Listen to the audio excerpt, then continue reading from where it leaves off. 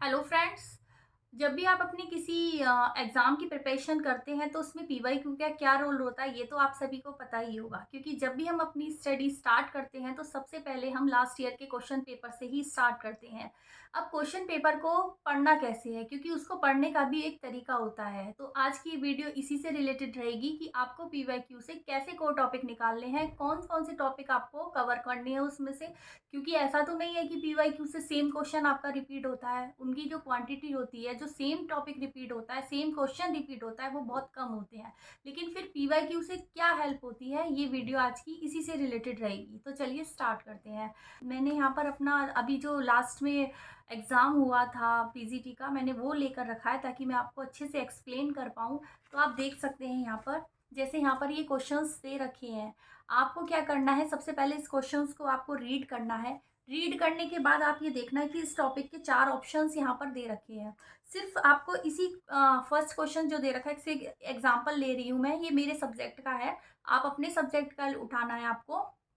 आपको ये देखना है कि जैसे ये टॉपिक यहाँ से स्टार्ट हो रहा है, तो सिर्फ इसी टॉपिक को आपको नहीं पढ़ना है, सबसे फर्स्ट थिंग।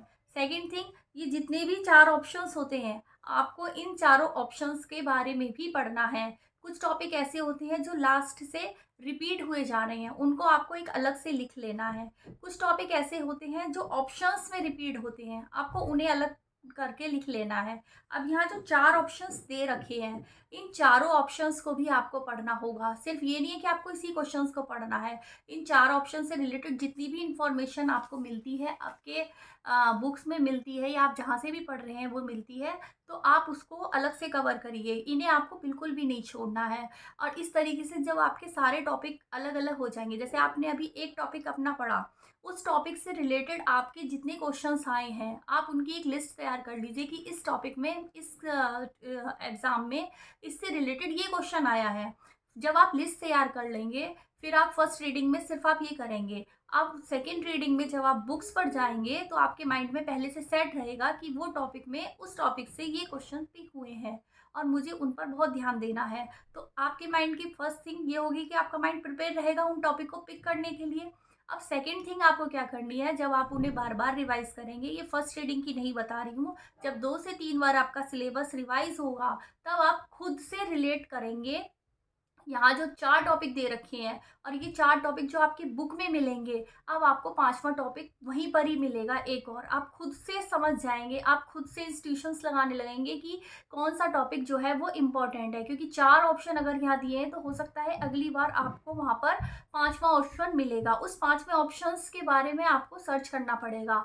तो जब हम पीवाईक्यू पढ़ते हैं, तो सिर्फ़ एक क्वेश्चन के फॉर्म में नहीं पढ़ते हैं, उसमें जो ऑप्शंस दे रखे होते हैं, उन्हें हम पिक करेंगे।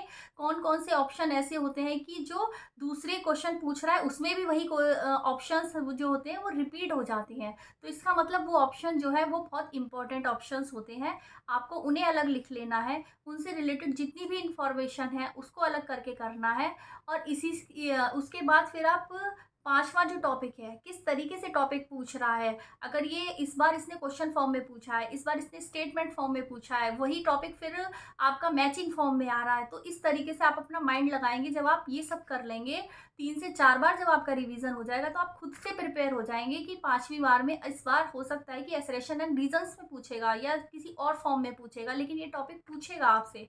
तो इस तरीके से हमें पीवाईक्यू को पढ़ना होता है। सिर्फ पीवाईक्यू को लाइन वाइज़ नहीं पढ़ना होता है, क्योंकि पीवाईक्यू रिपीट होने के चांसेस बहुत ज़्यादा नहीं होते हैं। लेकिन उसमें से कैसे हमें अपनी प्रिपरेशन में लेके आना होता है, यही हमें पीवाईक्यू पढ़ने का सही तरीका होता है, जो मैंने आज आपको बताया है। ये सिर्फ इसी के लिए नहीं है, जितने भी एग्ज़ाम हो रहे हैं, आप उससे रिलेटेड जो भी आप क्वेश्चन पेपर पढ़ते हैं, आप सभी में ये फॉलो करिए और सब टॉपिक की एक अलग-अलग लिस्ट बनाइए। जहाँ आप पढ़ रहे हैं जिस टॉपिक से, वहीं पर आप उसको पेस्ट कर दीजिए, ताकि आपको बार-बार ढूँढने नहीं पड़ेंगे और आपका माइंड बिल्कुल रेडी रहेगा कि उस टॉपिक को हमें बिल्कुल भी इग्नोर नहीं करना है, छोड़ना नहीं है उसको हमें। ये रही पीवाईक्यू पढ़ने की सही तरीका। अब बात करते हैं कि आपको जो पीवाईक्यू स्टार्ट करने हैं, मैंने लास्ट वीडियो में भी बताया था कि आपको सिर्फ यूपी का एग्ज़ाम से रिलेटेड जितने भी एग्ज़ाम हो रहे हैं, आपको पहले उनसे बेस का अपना स्ट्रॉन्ग करना है। अगर आपको लगता है कि आप अदर स्टेट के भी करना चाहते हैं, तो वो आप तब करें जब आपका 2 से 3 बार सिलेबस कंप्लीट हो जाए। एज़ ए प्रैक्टिस के रूप में आप उसको ले सकते हैं, लेकिन स्टार्टिंग में आप अदर स्टेट के पीवाईक्यू एनालिसिस करके आप इस क्वेश्चन पेपर को, जो आप अभी टीजीटी का या पीजीटी का देंगे, उसके लिए आप प्रिपेयर नहीं करिए। अगर इसमें जीएस ऐड हो जाता है, तो मुझे लगता है कि जीआईसी का जो अभी लेक्चरर का प्री का हुआ है, आप उसे एक बार ज़रूर देख लेना, क्योंकि मे बी चांसेस रहते हैं कि उस पैटर्न पर भी पूछेगा। तो मुझे लगता है कि पीवाईक्यू से रिलेटेड जो भी आपके डाउट्स थे, मैंने वो क्लियर कर दिए हैं कि आपको किस तरीके से पीवाईक्यू पढ़ने हैं, टॉपिक को किस तरीके से निकालना है आपको, और उसकी एक अलग लिस्ट आपको तैयार कर लेनी है, और जब आप पढ़ेंगे तो उसको वहीं पेस्ट कर देना है आप। आई होप इस वीडियो से आपकी बहुत हेल्प होगी। अगर आपकी वीडियो से हेल्प होती है तो प्लीज़ चैनल को सब्सक्राइब कर लिया करिए, क्योंकि ऐसी और इन्फॉर्मेटिव वीडियो आपके लिए लेकर आऊँगी। और अगर आपके कुछ और भी डाउट है, आप कुछ और भी पूछना चाहते हैं, एग्ज़ाम से रिलेटेड पूछना चाहते हैं, कुछ और गाइडेंस चाहते हैं, तो आप वो भी कमेंट सेक्शन में पूछ सकते हैं। तो आज के लिए इतना ही, मिलते हैं नेक्स्ट वीडियो में, तब तक के लिए बाय।